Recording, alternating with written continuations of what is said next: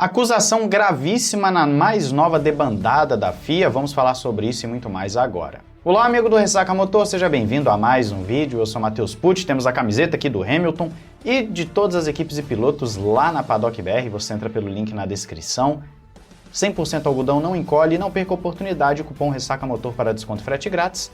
E você tem na Instant Gaming dupla promoção rolando, já tá acabando, então entra aí para você poder concorrer a um Nintendo Switch 2 e também tem a promoção do The Last of Us Parte 2, que vocês também estão gostando bastante, vários outros jogos em promoção também. Entra pelo nosso link aí embaixo. Vamos começar este vídeo com uma boa notícia? Pois bem, a McLaren anunciou oficialmente a sua entrada na classe hipercarro do WEC, do Mundial de Endurance, para 2027.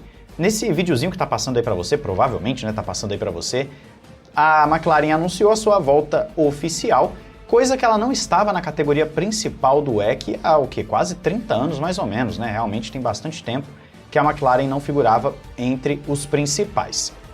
Não sabemos ainda exatamente como será esse carro da McLaren, tá fazendo todo um suspense, mas é bem legal essa notícia. O Zac Brown veio falar a público que estão de volta efetivamente e, obviamente, o WEC está se tornando uma categoria com cada vez mais montadoras na classe principal, que estava sendo uma crise há alguns anos.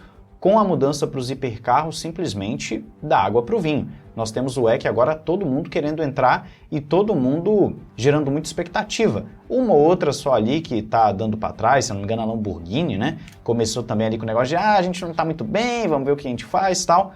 Mas no geral, tá muita gente querendo entrar no WEC e é muito bom ver isso. Com certeza teremos temporadas muito boas. E você pensa, 2027 está longe. Na verdade, nem tanto, nós estamos em abril de 25, é porque a gente mais velho, né, colocou na cabeça que 2027, 2030 é daqui 30 anos, é daqui 20 anos, e não, tá batendo a porta, então já teremos McLaren no WEC, o que é muito bom. Quero saber a sua expectativa em relação a isso aí nos comentários. Agora vamos começar aí para um lado mais negativo aqui, um lado realmente de notícias ruins nesse mundo da Fórmula 1 e do automobilismo. Passando para a Fórmula 1, mais especificamente para a Haas, a equipe veio a público afirmar que suas operações na Fórmula 1 continuam normalmente, apesar da empresa mãe, a Haas Automation, relatar uma queda significativa na demanda devido às tarifas comerciais. Nós sabemos aí que está uma guerra comercial que, se não me engano, até deu uma recuada de ontem para hoje, mas vinha numa escalada muito grande. A Haas Automation reduziu a produção, suspendeu contratações e eliminou horas extras, mas permanece otimista quanto às soluções do governo para aliviar os impactos. No caso, ela está falando do governo americano porque a Haas tem a sua base ali nos Estados Unidos, obviamente, é uma equipe americana, então aqui ela está falando do quê? Essa guerra comercial que está escalada, e principalmente ali entre Estados Unidos, Europa e China, está afetando as operações. E por estar afetando as operações, eles tiveram que fazer alguns cortes que nem sempre acaba sendo bom, né? Porém, estão garantindo que a equipe de Fórmula 1 não será afetada, mantendo todo o seu desenvolvimento e projeto. Só que aí eu devo colocar um asterisco, tá, gente? Nós não sabemos até quanto tempo vai durar essa guerra comercial, se vai acabar amanhã, se vai continuar por mais um ano, 2 anos, ninguém sabe. O negócio é, a Haas ela tá começando sim a ser uma equipe bem mais saudável na Fórmula 1 financeiramente, tá com um patrocínio muito forte, que agora eles conseguem atingir o teto orçamentário, só que se você tem um belo de um problema como esse, chegando na equipe mais fraquinha, na equipe mais franzina da Fórmula 1, a equipe que tem menos funcionários, a equipe que tem menos recursos, isso pode afetar sim no médio e longo prazo. Então, num primeiro momento, ela não será afetada, a equipe de Fórmula 1 não será afetada. Mas se a empresa-mãe começar a ser muito afetada, você pode ter certeza que a equipe de Fórmula 1 vai ser repensada. E aí você pode ter uma crise, como já aconteceu nos últimos anos, da Haas começar a ter aquele negócio do fica ou não fica, do se vale a pena prosseguir na Fórmula 1 ou não. Então a gente torce, obviamente, para que tudo dê certo, para que no final das contas toda a situação aí mundial se resolva e a equipe de Fórmula 1 continue saudável, tranquila e também, não somente a equipe de Fórmula 1, né, mas a Haas Automation também não tenha que demitir, não tenha também que enxugar as suas operações, porque muita gente acaba saindo prejudicada, não é bom para ninguém isso. Então, torcida para que tudo fique bem em breve. Agora vamos para a principal notícia deste vídeo, que é extremamente negativa, é uma coisa assim absurda. O vice-presidente de esportes da FIA, o Robert, eu vou chamar aqui de Hyde, eu não sei se é exatamente assim que se pronuncia o nome dele, renunciou ao cargo alegando uma quebra fundamental nos padrões de governança sob a liderança do então presidente Mohammed Ben Sulayem. Raid expressou frustração com decisões tomadas às escondidas, sem debates adequados, e criticou a concentração de poder nas mãos do presidente. Ele destacou como exemplo a decisão de assumir o controle do Campeonato Mundial de Rally sem aprovação do Conselho, o que pode ter implicações legais.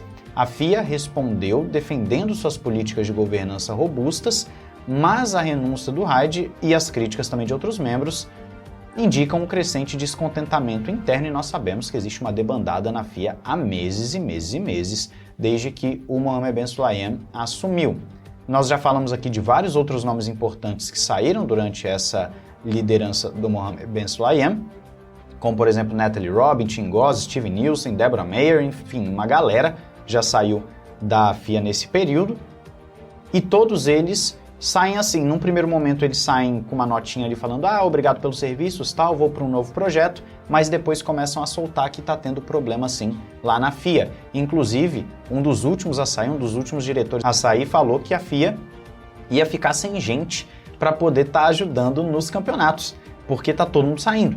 Simplesmente as pessoas não conseguem mais ficar na FIA durante o período do Mohammed Ben Sulayem. E aí eu quero olhar para você aqui e falar o seguinte: então nós estamos vendo que tudo aquilo que já vinha sendo dito do Mohammed Ben Sulayem e que estava sendo especulado vai ganhando contornos cada vez mais dramáticos, que é o esquema de corrupção na FIA.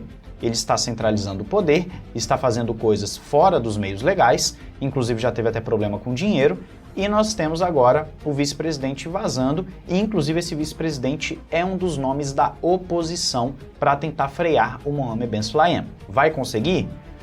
Difícil, tá? Eu acho muito difícil no primeiro momento, porque a galera ali da FIA, o conselho tal, tá junto do Mohammed Ben Sulayem. Eles têm ajudado o Mohammed Ben Sulayem de certa forma, porque provavelmente o Mohammed Ben Sulayem está dando poder para esses caras, deve estar dando algum tipo de benefício para eles. Então você vê claramente que a FIA passa por uma crise e isso afeta todos os esportes. Ela começa a, de forma arbitrária, influenciar em tudo. Nós vimos isso lá em 2022, no primeiro ano do Mohammed Ben Sulayem, quando ele simplesmente decidiu intervir no regulamento do porpoising, por exemplo, sendo que era uma coisa que o próprio regulamento da Fórmula 1 já previa, que a equipe responsável por o carro não estar sendo bom para o piloto, né, em termos de saúde, ela deveria arrumar o seu carro, mas a FIA interviu e aí teve uma série de implicações esportivas nisso aí.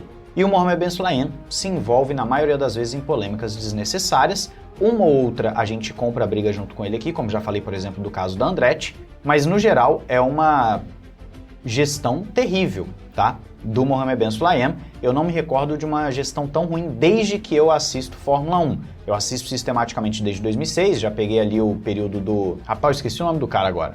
Que teve uma série de polêmicas também quando estava saindo, eu esqueci o nome dele. Aí você tem o Jean Todt, que foi um cara muito político, um cara que articulava muito bem com equipes e tudo mais. Só que o Mohammed Ben Sulayem, realmente, a gente está vendo aqui que é uma gestão desastrosa para a FIA. Eu quero saber a sua opinião aí nos comentários e saber se você acha que o Mohammed Ben Sulayem vai ser sacado, porque o que tem de acusação contra ele é absurdo. Fala aí, não esqueça de se inscrever e ativar o sininho para não perder nada. O vídeo de hoje mais cedo foi um corte da nossa live, né? A live que foi sensacional. Fizemos um pré-GP do Bahrein até com análise de onboard, muito bom mesmo. Você não pode perder as próximas lives lá no Ressaca Express. Se inscreva no Ressaca Express aí embaixo. Um grande abraço, valeu e falou!